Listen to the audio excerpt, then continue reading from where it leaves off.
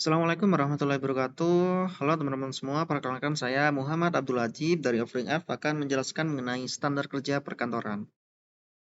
Standar kerja perkantoran ini definisinya adalah panduan yang menggambarkan tugas-tugas dan proses yang harus dilakukan oleh karyawan dalam suatu organisasi atau perusahaan.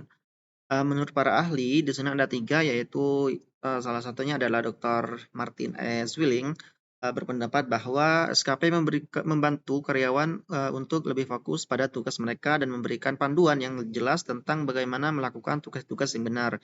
Dengan demikian, karyawan dapat menyelesaikan tugas-tugas mereka dengan efektif dan efisien, sehingga dapat menghemat waktu dan sumber daya perusahaan. Menurut David Banner, SKP dapat membantu meningkatkan transparansi dan akuntabilitas. Dalam penelitiannya, Banner menemukan bahwa SKP memungkinkan perusahaan untuk mengelola risiko lebih baik dan meningkatkan pengawasan kinerja karyawan. Menurut Frank J. Madaras, SKP dapat membantu meningkatkan efisiensi operasional dan mengurangi biaya. Dalam artikelnya, Madaras menjelaskan bahwa SKP memungkinkan perusahaan untuk mengidentifikasi dan menghilangkan tugas-tugas yang tidak perlu sehingga dapat menghemat waktu dan biaya operasional.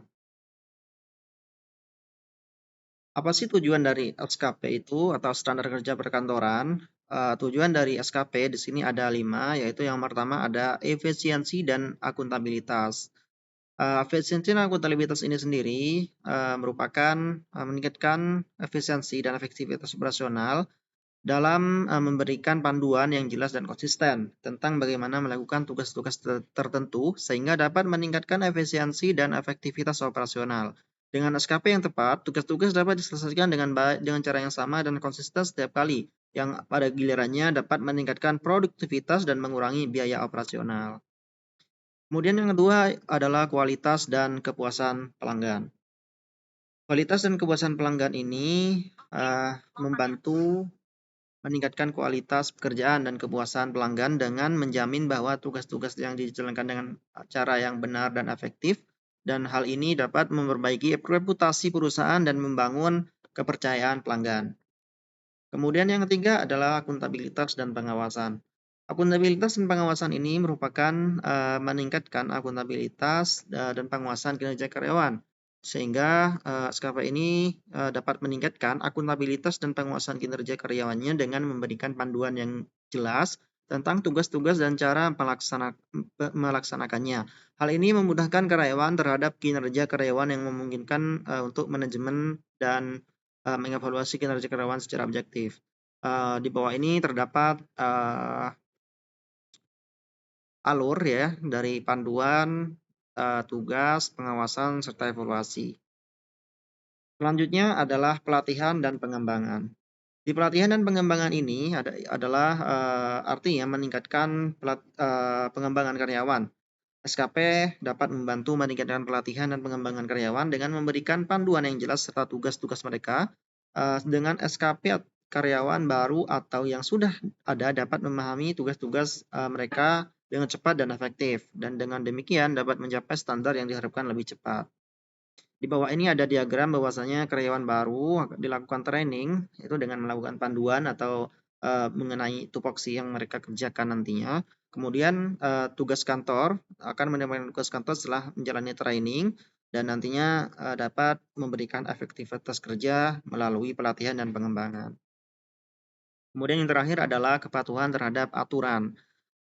Menjamin kepatuhan terhadap peraturan dan kebijakan, SKP dapat membantu memastikan kepatuhan terhadap peraturan dan kebijakan dengan memberikan panduan yang jelas dan rinci terhadap tugas-tugas yang akan dikerjakan oleh karyawan nantinya. Oke, untuk selanjutnya adalah elemen SKP. Apa saja sih elemen penting dari standar kerja perkantoran itu? Nah, di sini ada 5, yaitu yang pertama adalah deskripsi pekerjaan. Deskripsi pekerjaan ini adalah menggambarkan tugas-tugas yang tanggung jawab dari setiap posisi dalam organisasi, sehingga setiap karyawan memiliki pemahaman dan yang jelas tentang apa yang diharapkan dari mereka. Kemudian yang kedua adalah prosedur kerja. Prosedur kerja ini merupakan panduan yang menjelaskan langkah-langkah yang harus diambil dalam melaksanakan tugas-tugas tertentu, termasuk waktu yang diperlukan dan siapa yang bertanggung jawab. Dan yang ketiga adalah kebijakan perusahaan. Kebijakan perusahaan ini merupakan yang mengatur tentang tindakan dan keputusan perusahaan dalam berbagai situasi, seperti kebijakan cuti, kebijakan penggajian, dan kebijakan promosi. Di bawah ini ada diagram bahwasanya dari panduan, di sini panduan itu merupakan panduan dari kebijakan penggajian, kemudian ada kebijakan promosi dan keputusan perusahaan.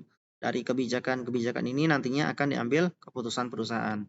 Kemudian selanjutnya yaitu standar operasional prosedur atau SOP yang merupakan panduan yang mengatur tentang tindakan yang harus diambil dalam situasi tertentu seperti bagaimana mengelola inventaris, bagaimana menangani keluhan pelanggan dan sebagainya. Kemudian yang terakhir adalah Key Performance Indicator atau KPI yang merupakan ukuran kinerja yang digunakan untuk menilai pencapaian tujuan organisasi dan juga dapat digunakan untuk mengevaluasi kinerja individu. Baik, untuk yang selanjutnya adalah prinsip SKP.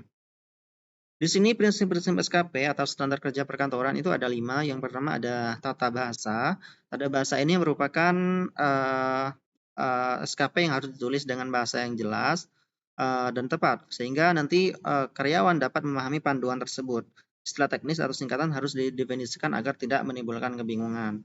Di sini dari tata bahasa yang jelas, maka dari istilah teknis, maka akan menimbulkan pemahaman terhadap karyawan tersebut.